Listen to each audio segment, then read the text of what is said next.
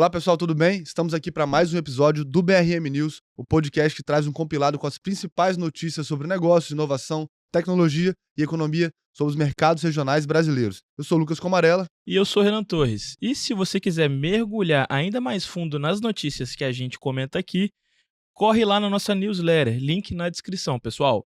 Lá a gente tem gráfico, link de fonte, contexto adicional, tudo que você precisar para se manter bem informado, Lucas. E antes da gente começar com o giro de hoje, uma dica importante é que já está no ar o episódio do Market Lab, que é um podcast que faz parte do guarda-chuva do BRM Podcast, falando com Adolfo Saxida, que é ex-ministro de Minas e Energias e um dos nomes mais técnicos da economia brasileira recente. E o tema abordado foi Trumponomics, que é basicamente como essas políticas econômicas que o Trump tem aplicado podem afetar não só os Estados Unidos, mas também o restante do mundo. O episódio está disponível no YouTube e no Spotify e fica a recomendação para quem está nos ouvindo.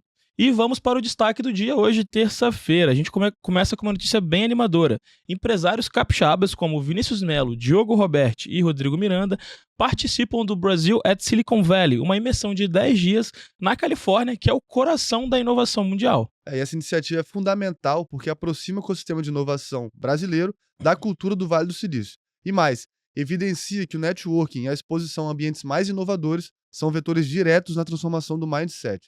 Segundo dados do Global Innovation Index, o Brasil ainda ocupa a 49ª posição mundial, e movimentos como esse ajudam de fato a acelerar essa curva de inovação brasileira.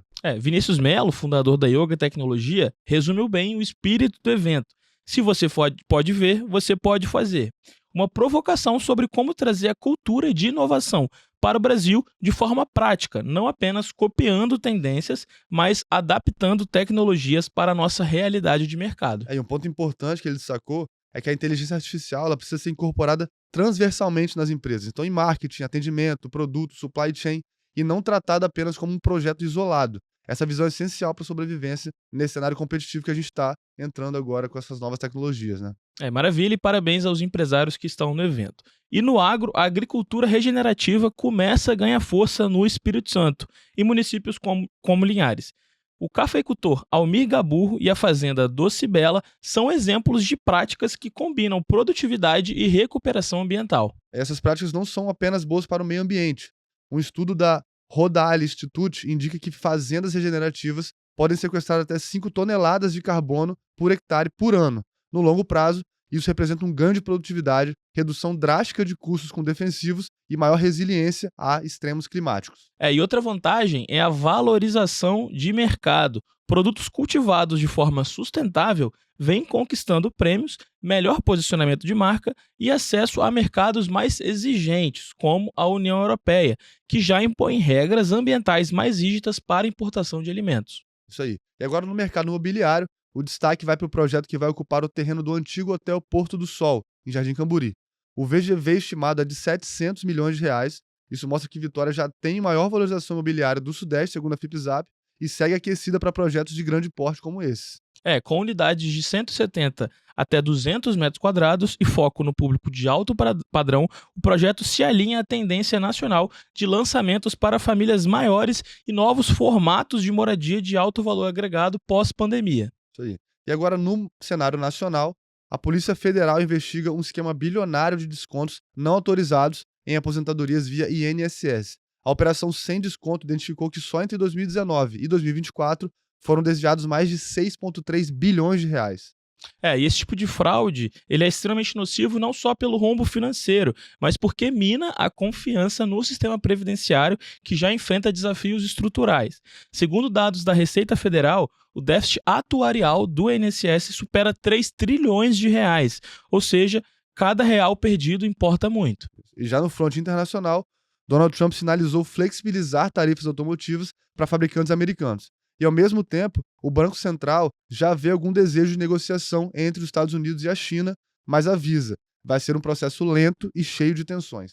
E o Brasil, ele tem uma vantagem relativa nesse cenário. A gente tem segurança alimentar, segurança energética, menos dívida em dólar e uma diplomacia historicamente pragmática, que pode tirar proveito desse novo redesenho das cadeias globais. E no cenário doméstico, o Focus revisou de novo a inflação para baixo, agora para 5,55%, mas o IPCA ainda segue acima do teto da meta de 4,5%, o que mantém a pressão por juros elevados. E a Selic projetada para 2025 ainda mantém na casa dos 15%.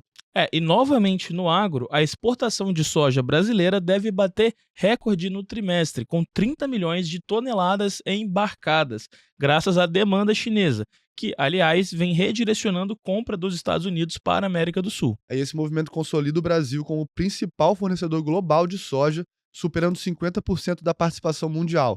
Um espaço estratégico, principalmente no contexto de tensão comercial e global, né, Renan? E a expectativa é que o mercado de café movimente mais de 126 bilhões de reais em 2025. Mais produtores, especialmente de café Conilon no Espírito Santo, já começam a adotar uma postura mais cautelosa diante da possibilidade de ajuste nos preços a partir de 2026. Isso aí, agora no mercado, o destaque para a possível volta da TOTUS na disputa pela Lynx. Estima-se que a negociação esteja entre 2,5 a 3 bilhões de reais, um movimento que poderia consolidar ainda mais a liderança nacional da TOTUS em software de gestão. Enquanto isso, o Ibovespa, nosso índice aqui nacional, avançou pela sexta sessão seguida, renovando a máxima do ano aos 135 mil pontos. Já o dólar segue em queda, fechando a 5,68. Esses movimentos refletem um apetite moderado ao risco, sustentado pelas perspectivas de corte de juros nos Estados Unidos no segundo semestre e pela resiliência dos dados econômicos locais. E agora na sessão de política, Luiz Fux defendeu a redução de penas para alguns condenados no envolvimento do 8 de janeiro, mas se manteve contrário à anistia ampla. A estratégia é calibrar a resposta institucional sem abrir espaço para questionamento sobre impunidades. E já o Senado, sobre a articulação de Alcolumbre, se movimenta para apresentar um texto que mantenha punições severas para as supostas lideranças desse movimento, mas alivie para os envolvidos de menor participação. No Supremo, o plenário manteve a prisão do ex-presidente Fernando Collor.